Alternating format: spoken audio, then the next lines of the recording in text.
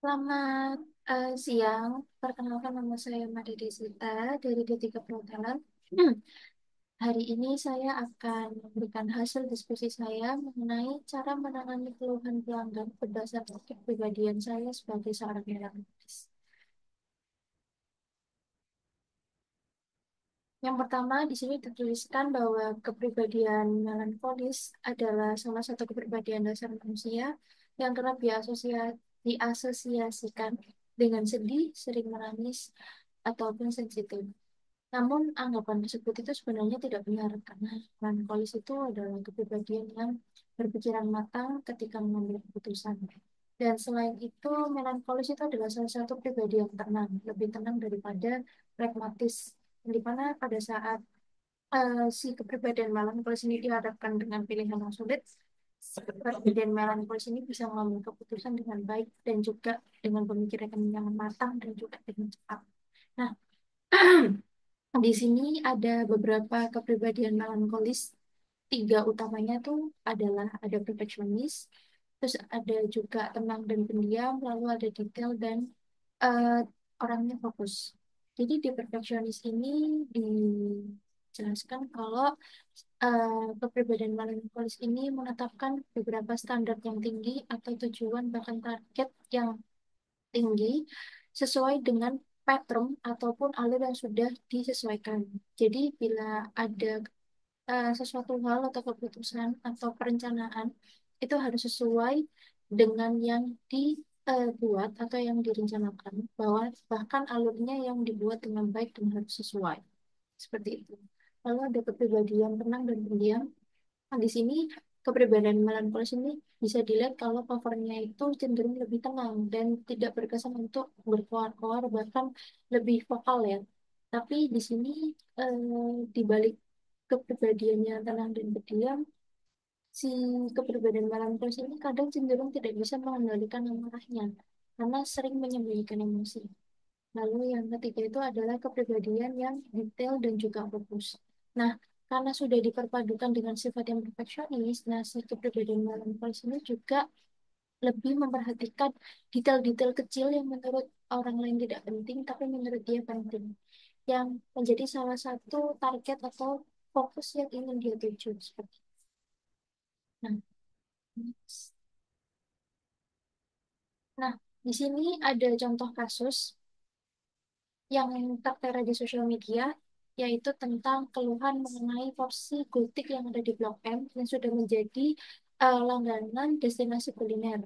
Nah, di sini kalau kita bisa baca banyak banget eh, pelanggan-pelanggan bahkan penikmat yang merasa kecewa atau merasa tidak suka dengan porsi gultik yang lebih sedikit dengan harga yang sangat mahal.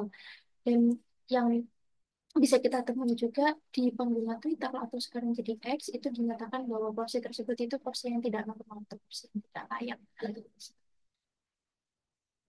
Nah, seperti yang kita tahu di kasus sebelumnya mengenai porsi gultik itu, nah di sini adalah tanggapan-tanggapan atau tahapan-tahapan yang harus kita lakukan dalam menghadapi atau menanggapi keluhan negatif, positif di media sosial seperti kejadian ada tiga, yaitu membangun kepercayaan dan loyalitas, dan yang kedua adalah meningkatkan kepuasan pelanggan, kedua adalah meningkatkan kepuasan pelanggan, dan ketiga adalah ubah umpan balik negatif menjadi suatu peluang. Nah, di sini kita sebagai seorang staff atau sebagai seorang owner harus bisa memberikan banyak komplimen atau banyak kepercayaan terhadap pelanggan agar pelanggan tersebut itu tetap datang kembali dan juga merasa ditanggapi dan juga diperhatikan dari segi komentarnya, dari segi apa yang mereka inginkan, bahkan dari segi hal-hal seperti masukan dalam suatu perusahaan atau dalam suatu restoran yang kita bangun itu menjadi salah satu hal yang bisa diakumulasikan, bahkan bisa dievaluasi agar hal tersebut bisa jadi lebih baik. Dan pada akhirnya menjadi salah satu kepuasan pelanggan yang semakin meningkat dan juga semakin banyak juga yang hadir dengan adanya tanggapan tersebut yang diberikan kepada perusahaan tersebut dan ditanggapi dengan baik. Selain itu, kita pun sebagai seorang staff atau sebagai seorang owner atau sebagai seorang manajer yang ada di suatu perusahaan, terutama kuliner dan hospitality, itu kita juga harus bisa membuat suatu komentar negatif itu menjadi umpan balik sebagai suatu peluang atau acuan untuk restoran tersebut bisa menjadi lebih baik.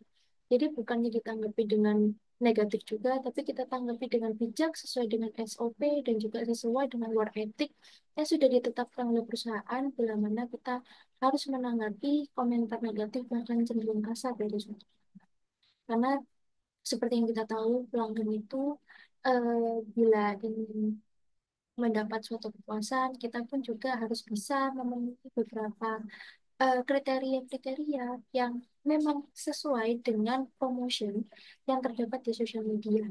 Jadi ada hasil yang ada di sosial media sampai ke kenyataan.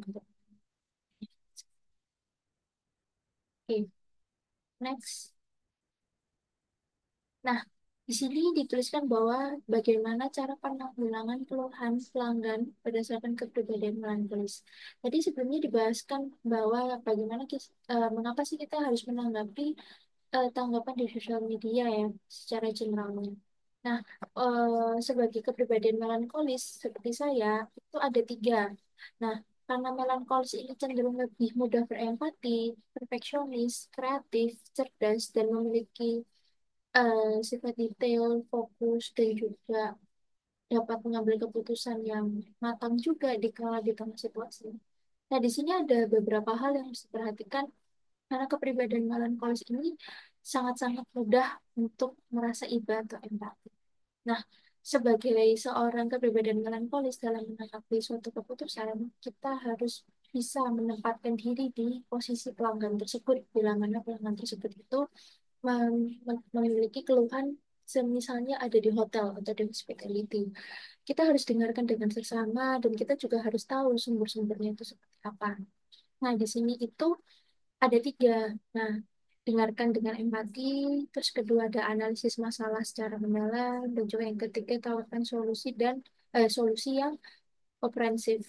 Nah, kenapa sih kita harus mendengarkan beberapa keluhan yang sebenarnya itu sangat membangun untuk perusahaan itu karena ternyata ada beberapa banyak hal yang menurut orang lain itu detailnya tidak penting, tapi ternyata itu adalah salah satu yang menjadi masalah yang besar. Apalagi seorang melankolis ini orangnya yang sangat detail dan perfeksionis dalam suatu hal itu. Jadi kita harus benar-benar dengarkan dengan seksama, lalu setelah itu dianalisa dari suatu keluhan itu apa yang menjadi sumber masalah, bahkan apa yang menjadi sumber penghambat, kenapa bisa ada keluhan tersebut dan berasal dari mana.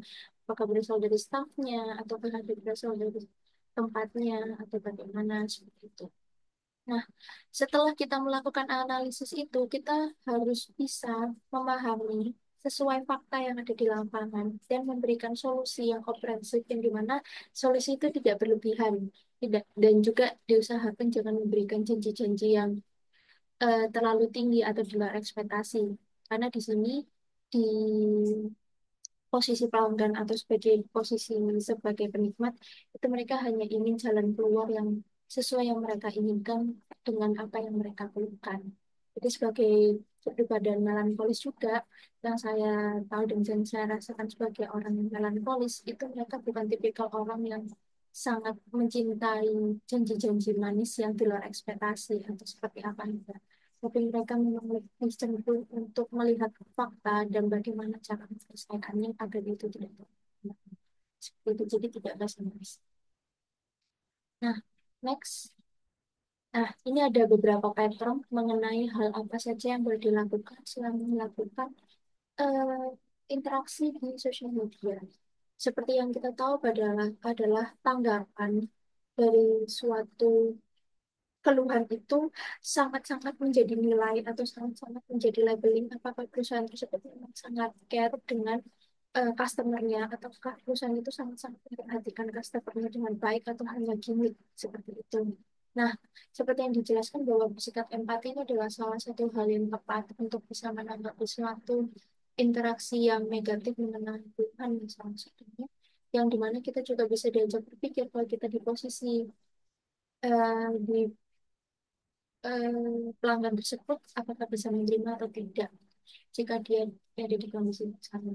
Nah, dan juga kita harus bisa memiliki respon yang formal ya, apalagi sebagai seorang staff atau sebagai seorang owner itu harus memiliki respon yang sangat baik dan juga sopan sesuai dengan SOP yang pastinya adalah menjadi salah satu label atau menjadi salah satu work ethic yang sudah harus diincangkan, bahkan harus diwajibkan di setiap perusahaan.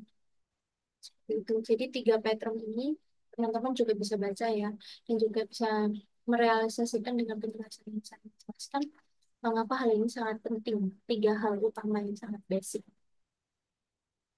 Lalu selanjutnya adalah hal-hal yang nggak boleh dilakukan pada saat berinteraksi dengan pelanggan di media sosial. Sekali lagi, media sosial itu adalah media yang dimana menjadi tempat atau penampungan komentar-komentar. Bahkan orang itu bebas berbicara atau bebas menanggapi suatu hal yang tidak memandang kasta atau bahkan perekonomian, bahkan latar belakang kerjamu seperti apa itu enggak. Jadi kita sebagai orang yang diberikan tanggung jawab untuk menanggapi suatu interaksi di media sosial harus bisa membedakan beberapa hal mengenai komentar yang positif, negatif, dan juga netral. Nah, kenapa? Karena di sini itu ada beberapa tiga poin utama mengenai hindari terlalu banyak respon otomatis dan juga jangan abaikan komentar negatif. Lalu yang terakhir adalah hindari penggunaan jargon atau bahasa teknis. Nah, kenapa tiga hal ini menjadi hal penting dalam larangan keras mengenai interaksi di pelanggan di media sosial ya, apalagi sebagai seorang melankolis yang sangat memperhatikan detail, etika, dan juga tanggung jawabnya yang juga cukup besar bila si kepribadian melankolis ini diberikan jabatan. Itu adalah kita harus tahu bahwa merespon sesuatu hal dengan otomatis itu adalah tanda bahwa kalian itu tidak rajin atau tidak memperhatikan customer Anda dengan baik. Kenapa?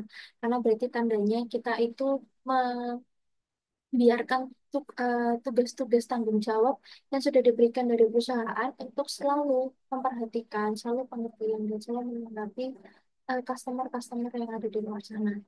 Dan juga kita nggak boleh mengabaikan beberapa komentar negatif yang dimana sebenarnya ini salah satu urusan yang serius yang bahkan kita semua tidak tahu kalau ternyata komentar-komentar yang ada itu sudah terjadi sangat lama tapi kita tidak menanggapi dengan baik seperti itu bahkan kita tidak menanggapi bahwa itu sebenarnya adalah salah satu pattern awal dari kehancuran suatu perusahaan tersebut seperti itu.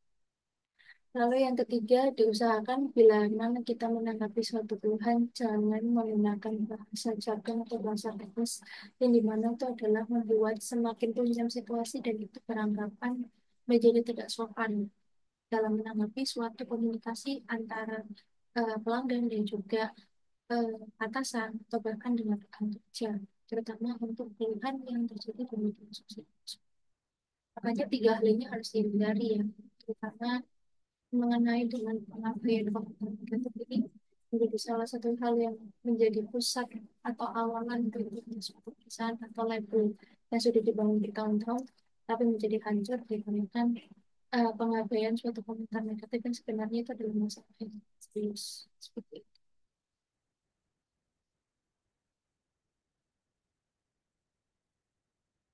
Nah, sekian dari presentasi saya. Saya harap presentasi tersebut bisa diterima dengan baik.